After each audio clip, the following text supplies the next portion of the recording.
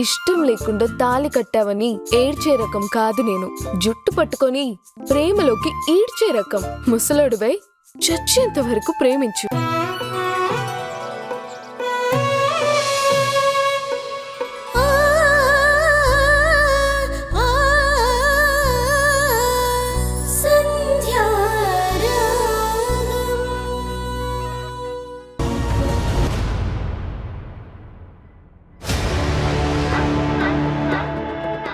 SI గారు. సంధ్య గారు, మీకోసమే ఎదురు చూస్తున్నాను. యాక్సిడెంట్ కేసు వెనక్కి తీసుకుంటున్నట్టు ఒక లెటర్ రాసివ్వండి, సరిపోతుంది. వెనక్కి తీసుకోవడం కాదు, మీ మీద కూడా కంప్లైంట్ ఇవ్వడానికే వచ్చాను. ఏయ్, ఏం మాట్లాడుతున్నావు? మీరు చేసిందే చెప్తున్నాను. ఆ రోజు ఒక అతన్ని ఇంటికి తీసుకొచ్చి అతనే యాక్సిడెంట్ చేశాడని నన్ను నమ్మించారు. పోలీస్ బాధ్యత కోసం, డ్యూటీ కోసం అంటూ ఏవేవో సినిమా డైలాగ్స్ కూడా చెప్పారు. ఇదంతా నన్ను నమ్మించడానికే కదా?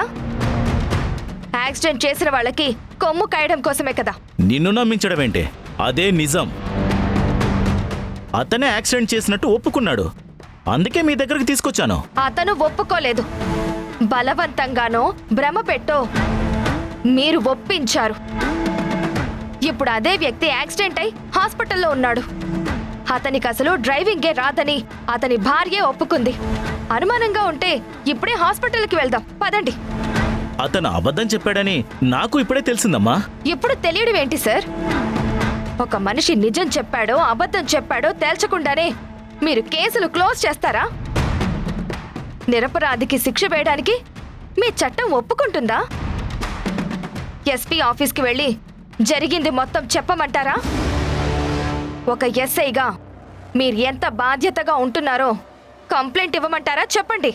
ఏంటి, నన్నే బెదిరిస్తున్నావా? నువ్వు ఎస్పీ గారి దగ్గరికి కాదు, హోమ్ మినిస్టర్ దగ్గరికి వెళ్ళినా నేను చెప్పేది ఒక్కటే. అతనే యాక్సిడెంట్ చేశానని స్టేషన్కు వచ్చి ఒప్పుకున్నాడు, అందుకే మీ ఇంటికి తీసుకెళ్లాను, మీరు అతని క్షమించి వదిలేశారని చెప్తాను. అదే కదా జరిగింది. కాదు, కంటికి కనిపించేది నిజం కాదు. నా వెనుక ఏదో కుట్ర జరుగుతుంది. అదేంటో మీకు తెలుసు, కానీ మీరు ఒప్పుకోవడం లేదు. నిజం నిగ్గు తేల్చే వరకు నేను మాత్రం వదిలిపెట్టను. ఎవరైనా సరే చట్టం ముందు నిలబెడతాను. శిక్ష పడే వరకు పోరాడుతూనే ఉంటాను. చూస్తూ ఉండండి.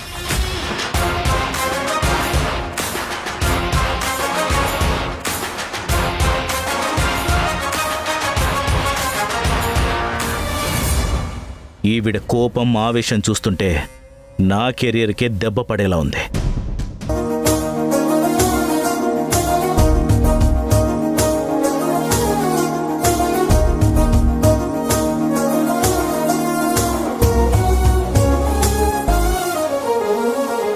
ఏంటి వింధ్య, ఏదో గిఫ్ట్ ప్యాక్ చేస్తున్నావు? ఎవరిదైనా బర్త్డే పార్టీ ఉందా? కాదు, ఎమ్మెల్యే గారికి ఇవ్వడానికి తీసుకెళ్తున్నారు. సడన్ గా గిఫ్ట్ ఎందుకు? అసలు నీకంటూ పనే ఉండదా? ఎప్పుడు నా వెనకే తిరుగుతూ నా మీదే పడేడుస్తుంటావు. ఇంట్లో మనిషివి కదా అని ఇన్ఫర్మేషన్ అడుగుతున్నాను. ఇష్టం లేకపోతే చెప్పకు. ప్రతిదానికి ఎందుకంత సీరియస్ అవుతావు? సంధ్యకి బిజినెస్ లోన్ ఇప్పించడానికి మా ఆయన ఎమ్మెల్యే గారి దగ్గరికి వెళ్తున్నారు. ఉత్తి చేతులతో వెళ్ళడం ఎందుకని గిఫ్ట్ ఉంటే ప్యాక్ చేస్తున్నాను. చాలా? ఇంకేమైనా డీటెయిల్స్ కావాలా? ఏంటి, బావ సంధ్యని తీసుకుని వెళ్తున్నాడా? కాదు, సంధ్య బావతో కలిసి వెళ్తుంది. ఏంటి నీ ప్రాబ్లం? కట్టుకున్న మొగుడితో వేరే అమ్మాయిని కలిపి మరీ పంపిస్తున్నావు. నీకు లేని ప్రాబ్లం నాకేంటి? బట్టలు ఆరేస్తున్నప్పుడు వచ్చి ఇలాగే వాగితే చెయ్యి ఎత్తి మరీ కొట్టకుండా వదిలేశాను. అది ఎంత పెద్ద తప్పో ఇప్పుడు అర్థమవుతుంది. కుక్కతో ఒక వంకర్లాగా నీ బుద్ధి మారదా? చూడు, అనవసరంగా నా విషయాల్లో జోక్యం చేసుకోవద్దు. నా చేతికి నీ చెంపని లోకు చేయొద్దు. పోయక నుంచి.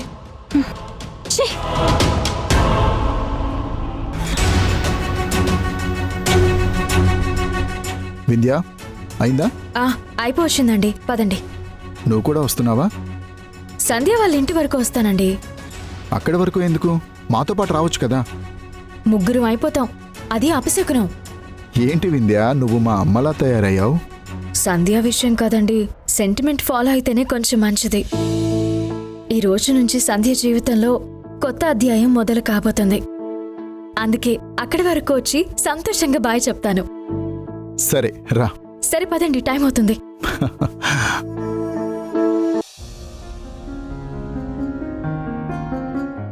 ఏంటి బుజ్జి తల్లి, పాలివ్వడానికి అమ్మ రాలేదని చూస్తున్నావా? నీ పాలకి ఏ టెన్షన్ లేకుండా నేను అన్ని ఏర్పాట్లు చేశాను. ఈరోజు అమ్మ ఒక పెద్ద పని మీద వెళ్ళింది. అంతా అనుకున్నట్టు జరిగితే వాళ్ళ జీవితాలు పూర్తిగా మారిపోతాయి, కష్టాలన్నీ మాయమైపోతాయి. నా మాటలు నీకు అర్థమవుతున్నాయా తల్లి? అమ్మకి మంచి జరగాలని నవ్వుతో చెప్తున్నావా? ఇన్ని రోజులు నా బెస్ట్ ఫ్రెండ్కి సాయం చేయలేకపోయానని చాలా బాధపడ్డాను. ఈ లోన్ శాంక్షన్ అయిపోతే ఆ బాధ కొంచెమన్నా నాకు తీరుతుంది.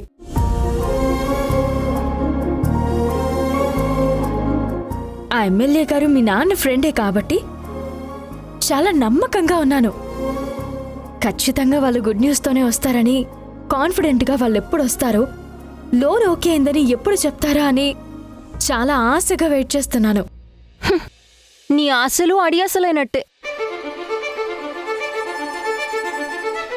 అవును వింధ్యా, నువ్వు ఊహించింది ఏదో జరగబోతోందని నా సిక్స్త్ సెన్స్ చెప్తుంది. కామన్ సెన్సే లేని నీ మొహానికి సిక్స్త్ సెన్స్ ఒకటా? పిచ్చివాగుడు వాక్కుండా ముందిక్కడి నుంచి వెళ్ళు. పిచ్చివాగుడు కాదు, పచ్చి నిజం చెప్తున్నాను. నా గెస్ కరెక్ట్ అయితే వాళ్ళు ఎమ్మెల్యే గారి దగ్గరికి వెళ్ళుండరు. లోన్ అన్నది అబద్ధం అవ్వచ్చు, ఇక్కడ నుండి తప్పించుకోవడానికి కారణం కూడా అవ్వచ్చు. నువ్వు నీ ఫ్రెండ్ని గుడ్డిగా నమ్ముతున్నావు. ఆ నమ్మకాన్ని వాళ్ళు అడ్వాంటేజ్గా తీసుకుంటున్నారు. మౌనిక, అరవద్దు, నా మాటల్లో నిజాన్ని అర్థం చేసుకో. ఆ, మా అత్త కూడా చెప్పని ఒక ఇన్సిడెంట్ గురించి నీకు చెప్తాను, విను. ఒకరోజు సంధ్య పాపకి పాలు పట్టించి వెళ్తున్నప్పుడు కావాలని కాలు జారింది. బావ వెంటనే సంధ్య నడుం పట్టుకున్నాడు. అప్పుడు వాళ్ళిద్దరి పోస్ట్ చూస్తుంటే నాకేం మతిపోయింది. ఇంట్లోనే ఇలా ఉన్నారంటే ఎవరూ లేని చోటుకెళ్ళి అసలేమేం చేస్తున్నారో, ఎంత బరి తెగిస్తారో.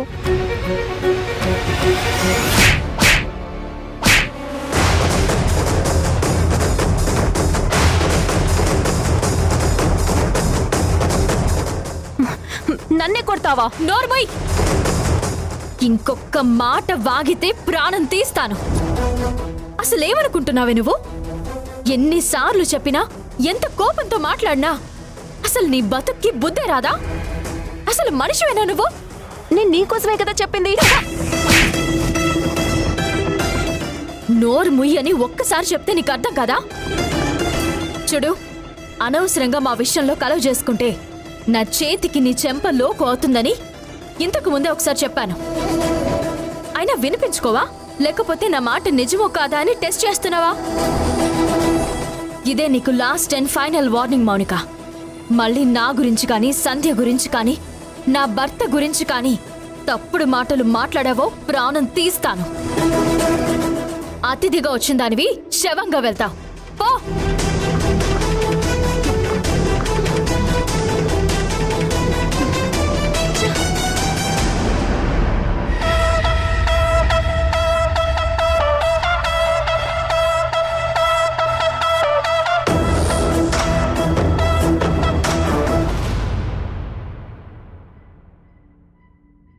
సంధ్యారాగం మధ్యాహ్నం 12:30 మీ ఈటీవీలో.